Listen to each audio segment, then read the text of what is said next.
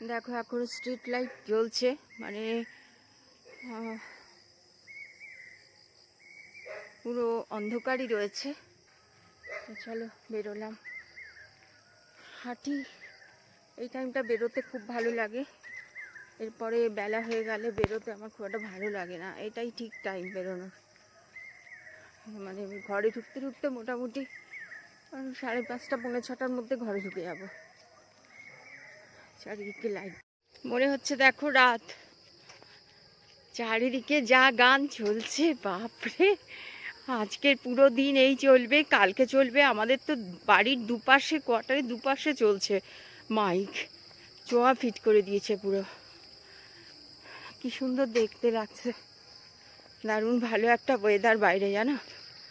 ভোরবেলায় হাঁটতে সত্যি খুব ভালো লাগে। এখনও দেখো রাতের লাইট জ্বলছে, মানে নেভাইনি। আমি কতটা ভোরবেলায় বেরিয়েছি বুঝতেই পারছো। দেখো তোমাদেরকে অন্য আরও একটা জায়গায় নিয়ে চলে আসলাম। হাঁটতেই যখন বেরিয়েছি, সামনে দিয়ে যাচ্ছিলাম, তো তোমাদের সাথে শেয়ার করে দিলাম।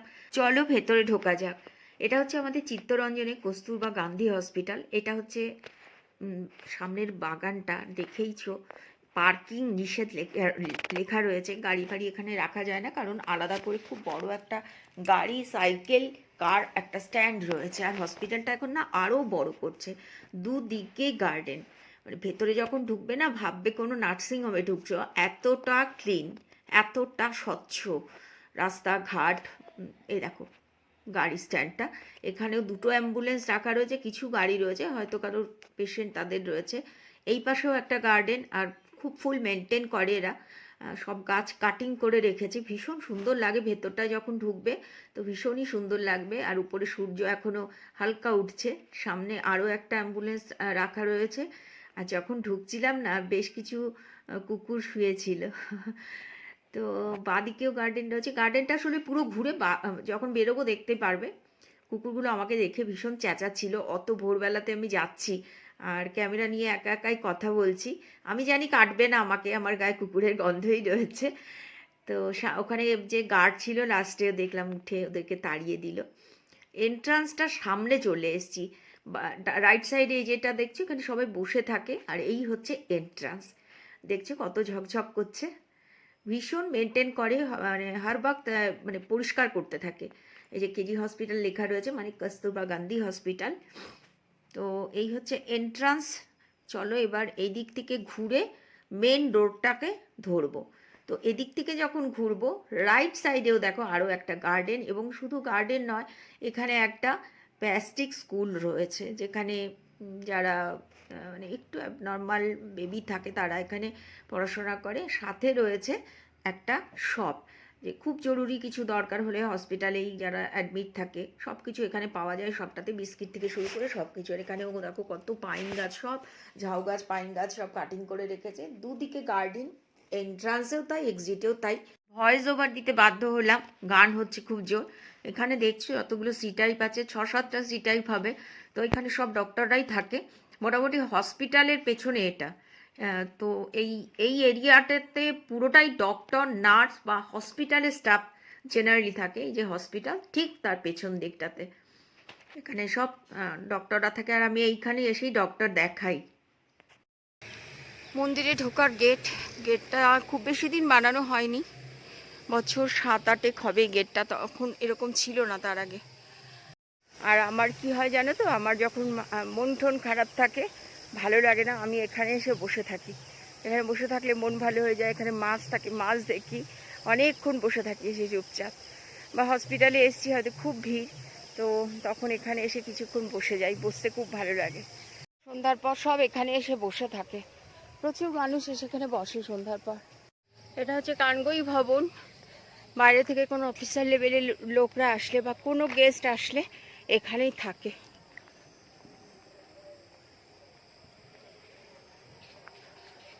আর এই হচ্ছে বিল্ডিং, খুব সুন্দর ভেতরটা।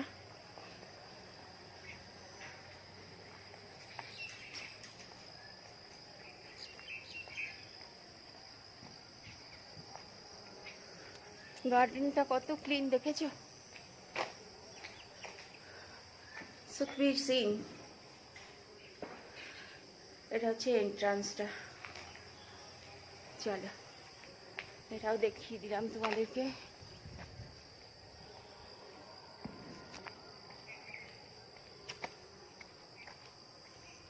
দুটো ট্যাঙ্ক আর গাছ গাছ আর গাছ। এখানে অক্সিজেনের কোনো অভাব নেই বুঝলে, ফ্রেশ অক্সিজেন প্রচুর পাওয়া যাবে। সেই জন্যই ডক্টর বলেছে সকাল সকাল হাঁটবেন। হ্যালো ফ্রেন্ডস, আমার মশালা টি হয়ে গেছে আর খাবো বিস্কিট। 3টে নয়, আমি 2টো খাবো। এই যে হ্যাংলাটা এসছে, এই যে। আর পরে একটু ছানা খেয়ে নেবো। ছানাটা এখন কেটেই ছিলাম, একসাথেই কাটলাম, ওদের দুজনকে দিলাম, আমি একটুখানি নিয়ে নিলাম, আমার ব্রেকফাস্ট হয়ে যাবে। আর ওই যে আরেকজন খাওয়া দাওয়া হয়ে গেছে, এখন এখানে রেস্ট করবে চুপ করে বসে। হাই ফ্রেন্ডস, এখানে কাতলা মাছ রয়েছে, ধুয়ে নিলাম ভালো করে, নুন হলুদ মাখিয়ে রাখলাম। দুবারে ভাজতে হবে, একবারে এতগুলো মাছ ভাজা যাবে না। আমি ঝোলের মাছ খুব একটা বেশি ভাজি না, রুঠা রুঠা লাগে। আর পাকা মাছ অনেকদিন পর খাচ্ছি, মানে বড় কাতলা মাছ, যেটা আমি খেতে খুব ভালোবাসি, বিশেষ করে লেজা। খুব বড় মাছের লেজা খেতে আমি ভীষণ ভালোবাসি। ডাক্তার তো একদম পুরোপুরি না করে দেয়নি, বলেছে মাঝে মাঝে খেতেই পারবেন, সপ্তাহে একদিন খাবেন, কিছু হবে না। তো আমি নিজে থেকেই খাওয়া একদমই টোটালি স্টপ করেছি। আর আসলে আমি নিরামিষ একদম খেতে পারি না, এটাই আমার সব থেকে বড় প্রবলেম। কিছু না থাক, দিন তো থাকবেই। এক খোলা মাছ ভেজে উঠিয়ে রাখলাম। এক একটা পিস না এমন মোটা করে দিয়েছে। আমি অবশ্য বলেছিলাম বেশি পাতলা করতে না। এই যে দেখো, এই পিসটা এত মোটা কেউ করে। এটা না আমি আজকে ভাজা খাবো, ডাল সিদ্ধ দিয়ে আর মাছ ভাজা, ঘি, কাঁচা লঙ্কা, কাঁচা পেঁয়াজ, টিপিক্যাল বাঙালি খাবার, যেটা আমার আজকে খেতে ইচ্ছে করছে। এবেলায় তো খাবো, ওই বেলা দেখা যাবে। ওই বেলা আমি ম্যাক্সিমাম পরোটা রুটি এসবই খাই, রুটি খুব কম খাই, পরোটাই খাই। তো মাছের ঝোলটা করা থাকে, অনেকগুলো মাছ তো করা থাকে, আর ফ্রিজে বেশি দিন মাছ রাখলে তো কেমন হয়েও যায়। নিলাম দেখো, আর এই যে মোটা মাছটা, এটা বেশ কড়া করে ভেজেছি।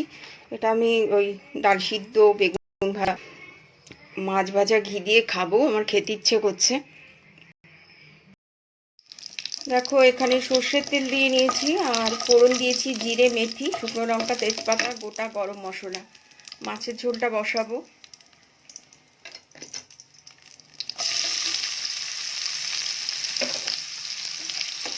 পেঁয়াজ দিয়ে নিলাম।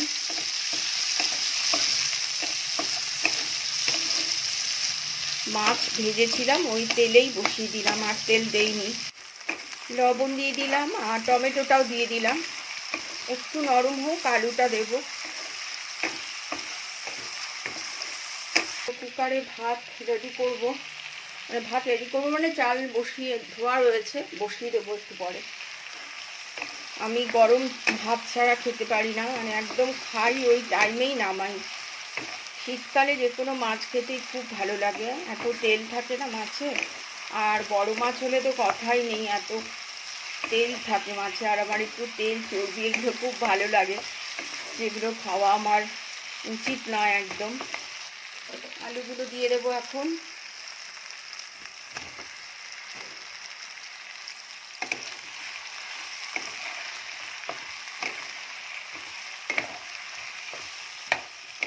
চন্দ্রমুখী আলু একটুখানি সিদ্ধ হয়ে যাবে, ভাজতে ভাজতেই সিদ্ধ হয়ে যায়। আমি আলু তো খুব বেশি একটা খাই না, অন্য আলু হলে, জ্যোতি আলু হলে হয়তো এতটা দিতামই না, কিন্তু চন্দ্রমুখী আলু একটু খেতে ভালো লাগে বলে তাই দিলাম। এটা ভাজা হোক ততক্ষণে। দেখো টমেটোটা গলে যাচ্ছে, লবণ দেওয়া আছে তো সেই জন্য। আর তেলের মধ্যেই কাশ্মীরি মির্চটা দেবো, একটু রসুন আর কাঁচা লঙ্কা বেটে নিয়েছি, অল্প একটু রসুন আর কাঁচা লঙ্কা বেটে নিয়েছি, ব্যাস এই মশলাই দেবো। আর একটু জিরে গুঁড়ো দেবো। একটু ঢক, এই লঙ্কাগুলো বিরাট ঝাল। ক্যামেরাটা তো ট্রাই করলাম অনেক ঠিক করার, জানি না ঠিক হলো কিনা। পপ আপ হচ্ছিল, এই দেখো আবারও হচ্ছে মাঝে মাঝে। পপ-আপটা বন্ধ করে দিলাম, তারপরেও যদি হয় তো কী করব। তেল ছাড়ছে।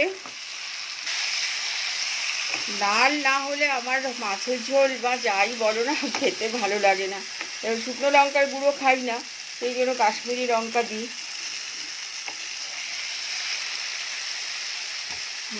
হয়ে গেছে, গন্ধটা ভালো বেরিয়েছে। আর আমি এরকম বড় কাটা মাছে একটু মেথি ফোড়ন দিয়ে আমার মা দিত, খুব ভালো লাগে খেতে, ফ্লেভারটা খুব ভালো হয়। আর একটু জল দিয়ে দিই, একটু লাগবে। মাছ অনেকটা রয়েছে, 1 কিলো মাছ। দেখেছো কালারটা কি সুন্দর হয়েছে। মাছের ঝোল কমপ্লিট, আলু সিদ্ধ হয়ে গেছে, মাছও দিয়ে দিয়েছি, ধনেপাতা কুচিয়ে দিয়ে দিলাম। এইটুকু ঝোল থাক, কারণ মাছ অনেকগুলো রয়েছে, টেনে নেবে গো।